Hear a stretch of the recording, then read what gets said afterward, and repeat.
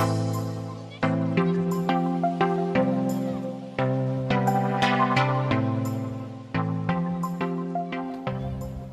everybody at CrossWinds, this is Chris, senior pastor here, and one of the things we've decided to do is just record these little podcasts throughout the week, not every day, but maybe every few, just to stay in touch with you and keep you engaged as a church as we're all kind of stuck at home or places where we can't get out quite as much, and we thought it might be a neat idea. And so some days we're going to be interviewing certain people on our staff who might be doing unique things you'll want to hear about.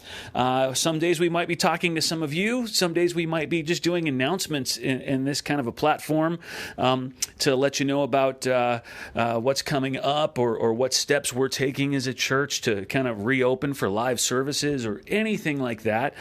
Some days we might just give you a glimpse behind the scenes. And I am really excited about the very first one. Aaron Horner, who's one of our pastors, and we had a chance to sit down yesterday. When I say sit down, I mean over the phone, record a podcast where we could talk a little about some of the incredible work he is doing with some of our unhoused neighbors right now. I'm excited for you to hear this one.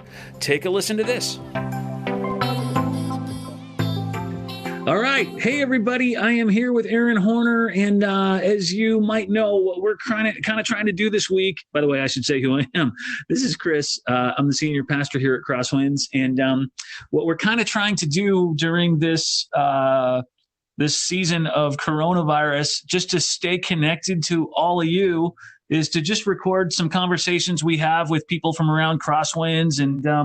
And I've got Aaron Horner, who's one of our pastors, with me on the line right now. Hello, everybody. How you guys doing? And I specifically asked Aaron if we could have a conversation just that we could record and put out to all of you about so much of what he's been doing the last year or so with the homeless community here in the East Bay, and even what he's doing right now regarding those things and ways we could be involved with it. So, Aaron, thanks for doing this, man. Yeah, no problem, man. Anytime. Thanks for all your support.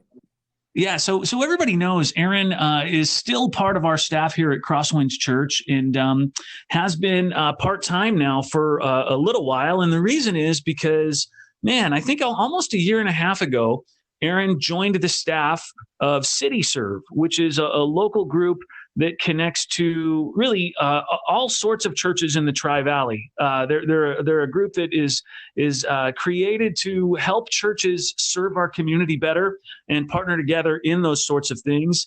And Aaron, why don't you tell us a little bit about why you joined their staff and specifically what your role was?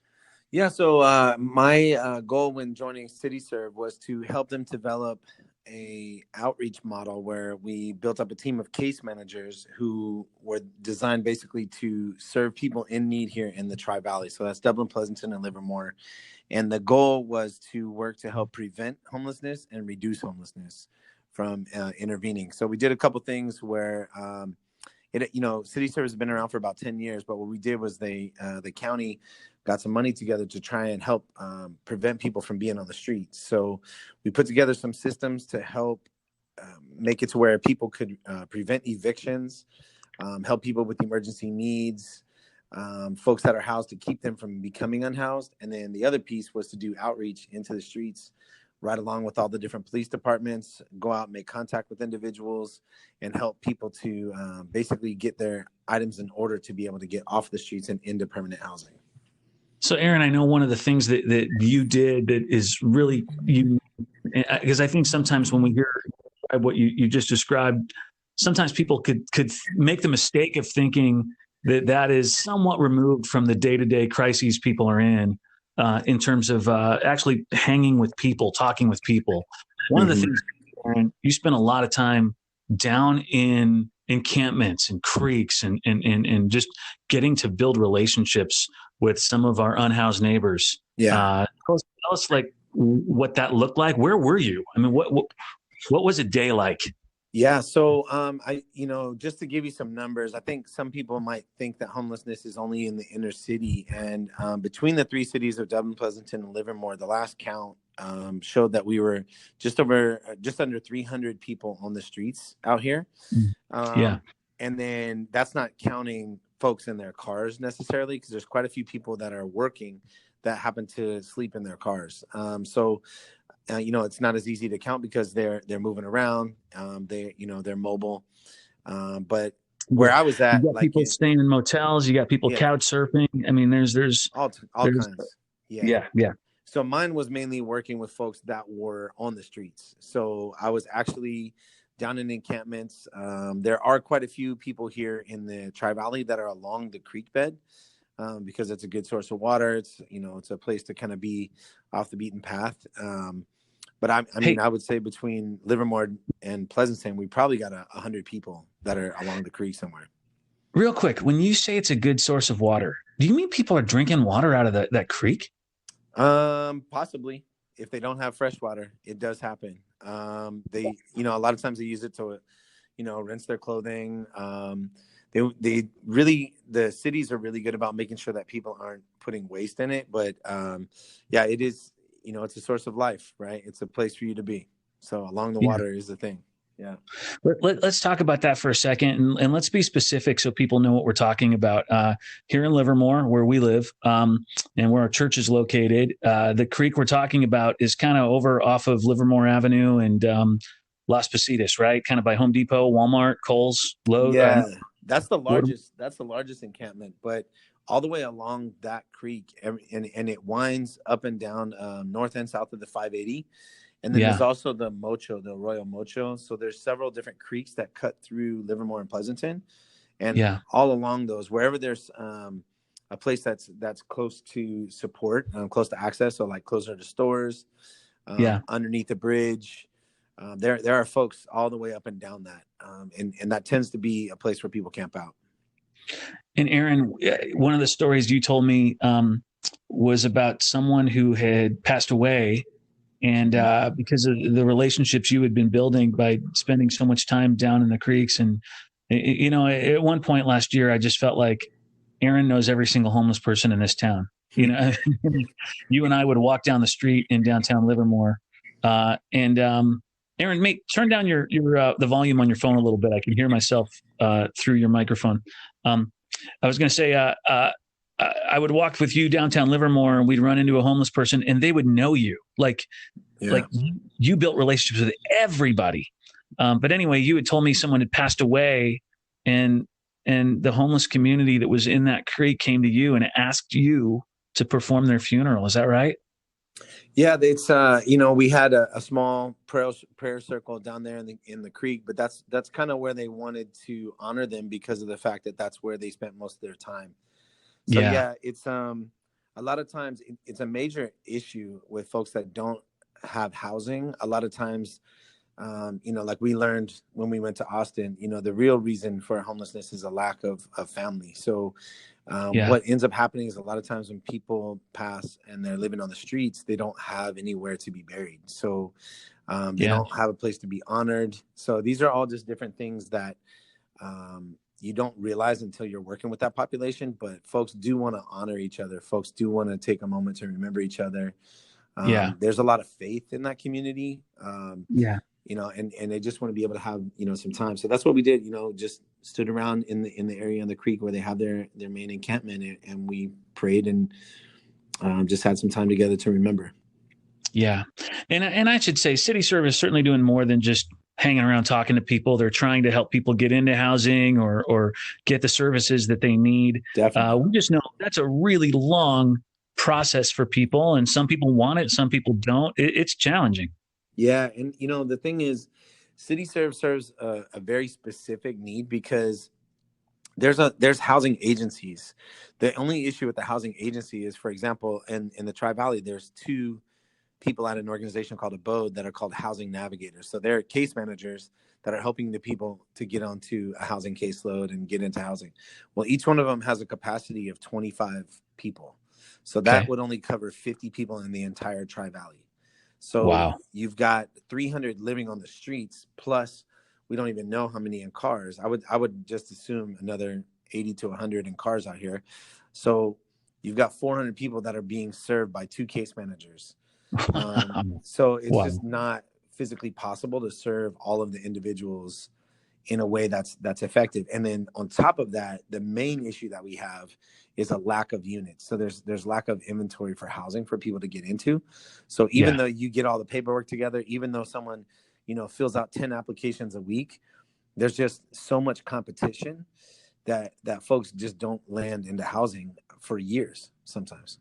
Yeah, no doubt about it. Okay, so let's fast forward a little bit. Aaron, in the middle of doing all of this with CityServe, as he and I continue to talk, one of the things that's just been true of Aaron for the longest time, man, this guy grew up in Hayward. He has got a call to this city that he grew up in a way that like very few people ever have to their hometown. And, just like I said, I'll walk down the streets of Livermore and homeless people will know Aaron.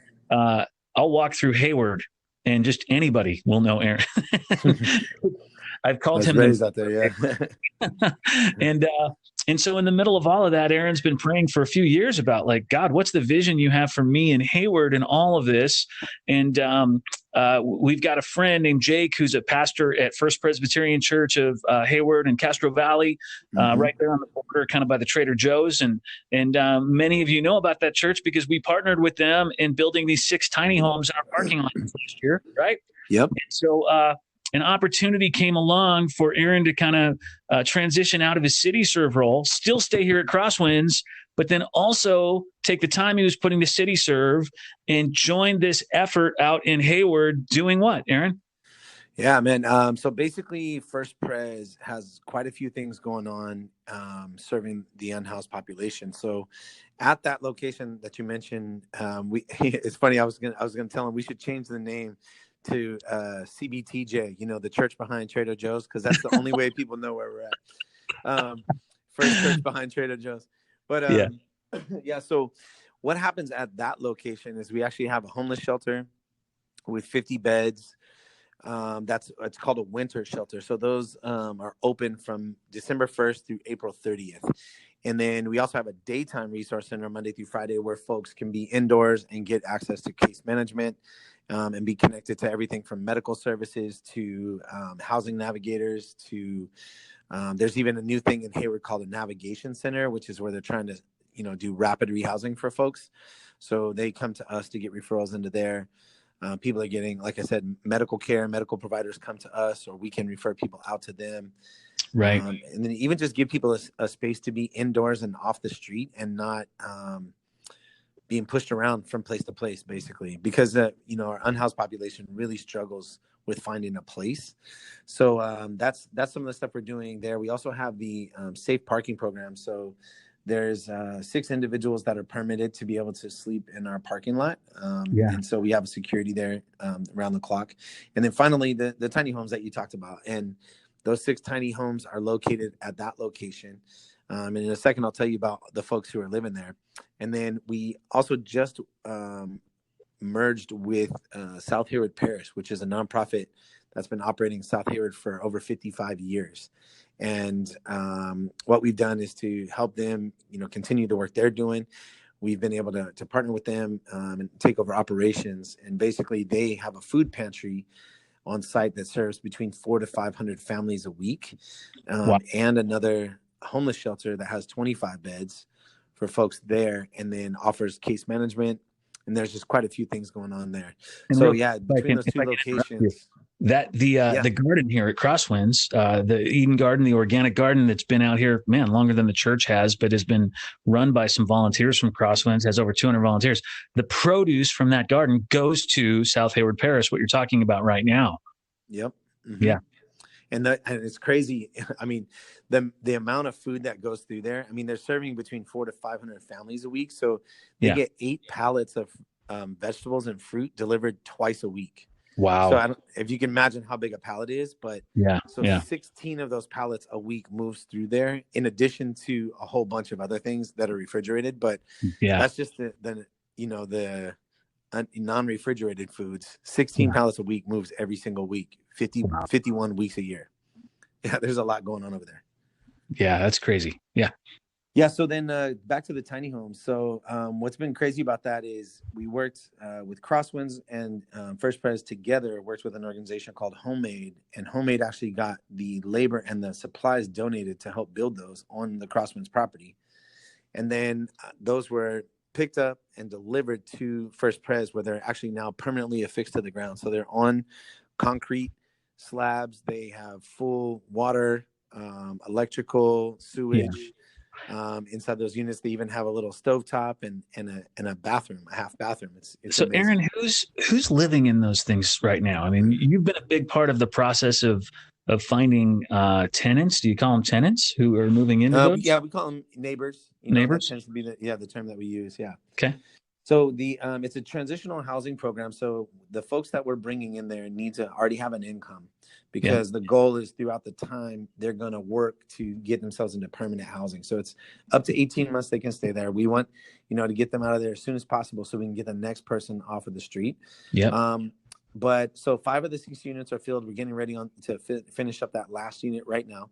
And basically, I mean, if I was to run it down, there's a woman who's a senior. And she does in-home supportive services for people that are not able to care for themselves. So that's her full-time job, but was not able to make enough. She has a brand new Jeep that she's been living in for about a year, but was not able to make enough to get into a house. So basically what's happening is the rent that she pays, we only take out utilities, and at the end of her stay, she'll be able to take all of that and use towards moving into her own home. Oh, that's great. Yeah, so basically that's one person. The next unit down, there's a single mom and her 5-year-old daughter who actually got to have her 5-year birthday party in her own place. So she actually moved in the week right before her birthday. And she's incorporating well with the community, and her mom drives for Lyft and Uber. There's another woman that is in her late 50s, and she's been working for Kaiser Permanente for 15 years in their unemployment claims department. Wow. So, their injury claims department. So she's been working for 15 years, just doesn't, make enough to be on her own at this moment. So this is a good landing place for her. And Aaron, where was she living before she moved into one of these tiny homes? Her and her daughter were staying in their car. Actually, all of the folks we have right now, all 5 units are filled with people who were living in their cars before. Wow. And just to speak to that real quick, because I think sometimes people don't quite understand this, although, man, if you've lived in the Bay Area for any amount of time, you can do the math real quick. When we talk about that, we're saying that these are people who, let's say they wanted to go get an apartment. They've got to have first and last month's rent often, right? Security deposit to put down to get into a place. And I mean, what does that add up to, Aaron, in Hayward? I mean, depending on the size of your family, you're looking from, $1,800 to $2,400, $2,500 for an apartment rent. So then if you have first and last months, I mean, you're looking in the 5,000 range. But then one of the other issues that we're not always used to in our world is that if you have poor credit, you would have to pay an additional deposit for that poor credit. So you're looking at like another $1,000 on top of that. So sometimes it's upwards of $6,000 to get somebody to move in. Yeah. And then, I mean, what about furniture? What about, all of their housewares? And I mean, on top of that, one of the main issues that keeps people in their cars is the fact that there's a lack of stability, and their sleep, they just are not able to sleep fully. So that has so many physical, medical, mental impacts. Yeah. And then on top of that, it's really difficult to get and stay clean on a regular basis. So the folks who actually do their best tend to have gym memberships, so that they can take showers at a gym regularly.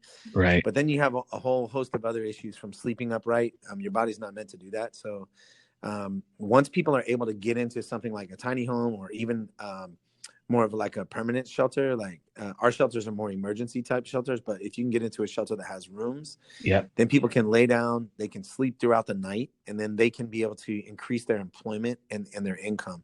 Wow. So that's basically the goal for us. Like, each person has to make at least $1,200 a month to be in one of our units, but now, because they're there, the goal is to get them partnered with a case manager from Abode Services, who's the housing provider. Yeah. And then they'll help them to increase their income, get access to other grants. And then Abode does some things where they help people with a lot of that move-in cost as well. Yeah.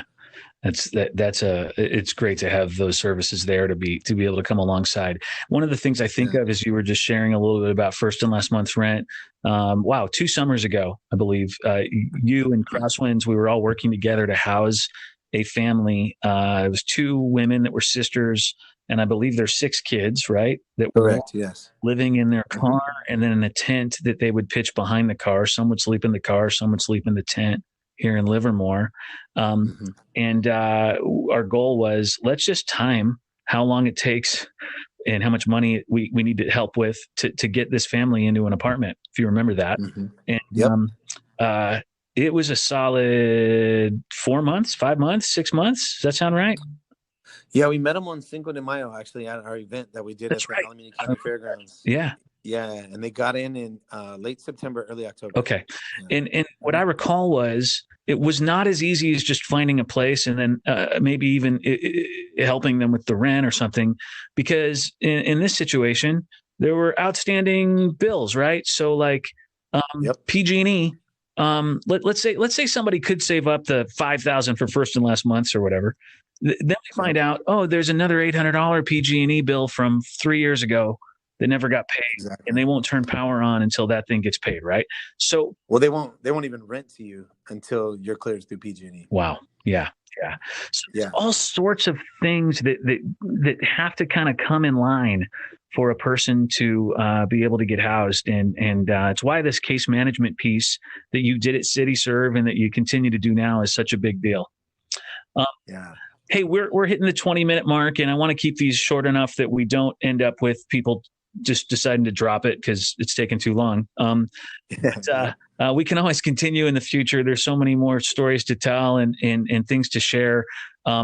Aaron is currently still putting in time here, leading in our men's ministry and in our Sunday night campus pastor. He's really like the pastoral figure for our Sunday night crowd. And then he's also working out at First Pres in Hayward, working with the homeless community, as you heard. But then in addition, CrossWinds and First Pres are kind of partnering together to, I say potentially send Aaron out to plant a church in Hayward, just down the street from where he grew up.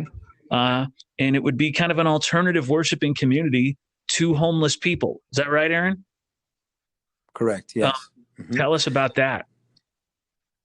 Yeah, I'll just say, it's like you mentioned, I've been praying for what God has on my heart, and I keep getting drawn back to Hayward. And really what I've noticed is what's a struggle for folks, especially those that are unhoused or those that are dealing with extremely low income or people who have been through really difficult times, is to be able to find that community that's gathered around positivity, that's gathered around really God's love, and helping people to find themselves in the image of God.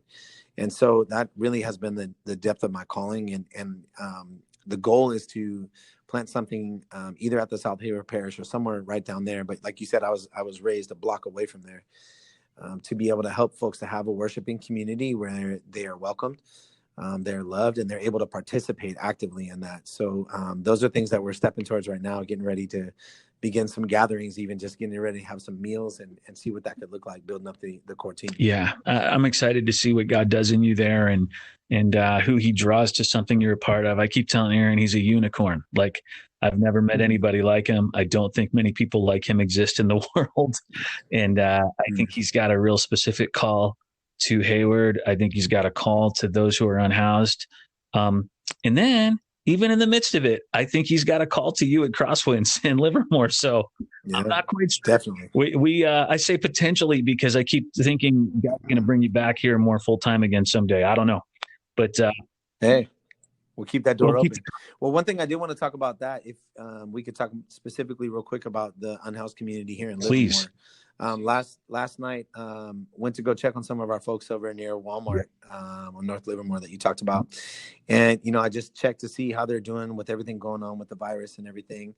And the guy I was talking to had no idea what I was talking about. So I gave him some ideas on how to make sure he stays clean, has that social distance, and then asked him what they need right now. And he brought up a couple specific items. One, of course, is sanitizer, because that's not a thing they readily have available. So they use it less than most.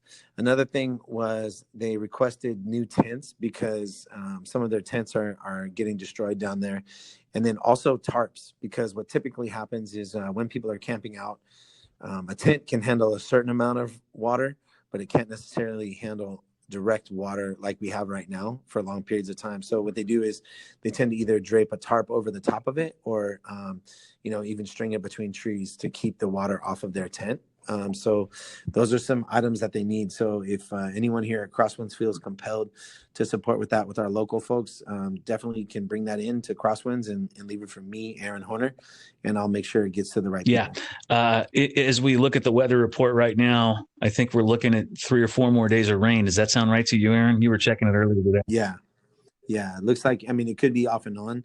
The issue that they have is also since they're along the creek, when the reservoirs let out water to avoid overflowing upstream, like in the Sierras, they tend to raise the water here in our area. We don't really see it because we don't live as close to the creek, but a lot of times people get washed out whenever they let out water upstream. So yeah, there's a lot of danger when the rain comes. Yeah. So if anybody feels compelled, sanitizer, which I know is a hard get right now, maybe there's somebody out there who's stockpiled it and wouldn't mind giving some up to some folks who are down in the creek. Tarps, tents, like Aaron said, you could bring those by here, and we would love to help get those things down to the people who need them. And then if you also might be inclined to want to go with Aaron down there, contact him here, Horner, AHORNER at crosswindschurch.org. And maybe you can join him as he goes down to spend some time with our unhoused neighbors, giving them what they need. Yes, sir. And then the other thing I'd say, Aaron, if there's anybody here who'd want to come help you out in Hayward at the warming shelter you've got, or anything else, are they able to do that? Yeah, definitely. We're taking right now specifically guests that are volunteers that would be not in the high risk category. So we're looking for adults, between the ages of 18, 20 up to about 50 years old. Just to make sure that we're not exposing anyone to anything. It is a safe area. We are clean, but we just want to make sure that we're not gathering people that we don't need to. But I'll say there are some needs we have. If you're willing to make a meal and drop it off, we have 2 shelters, one for 25 people and one for 50. So if you'd like to do that, they can sign up on our websites. One is firstpreshayward.com. That's FIRSTPRES, Hayward.com. And you can click on the shelter link there, and there's a calendar to sign up. Or they can go to southhaywardparish.org and click on the volunteer or the winter shelter page there, and then be able to sign up for a night. They also need help at that South Hayward Parish, the food pantry. So if anybody's available during the daytime, there are quite a few shifts available for drivers or people that distribute food to those in need, pre-packing food or handing it out. Perfect. Aaron, thanks, man. Appreciate your time doing this. And it's exciting for us to get to hear about what the rest of your time looks like when you're not here. Yeah, man. And I would just give an open invitation. If anybody wants to see what's really going on and what it is like to be unhoused, we're working with Pastor Jody here to put together a Get to Know Your Unhoused Neighbor series, where folks from the local area that are struggling with housing or have struggled with housing would love to come and share that with you. Or if you want to just come out and see what it's like in my neck of the woods, I'd love to show you. All right. Thanks, Aaron. We love you, man.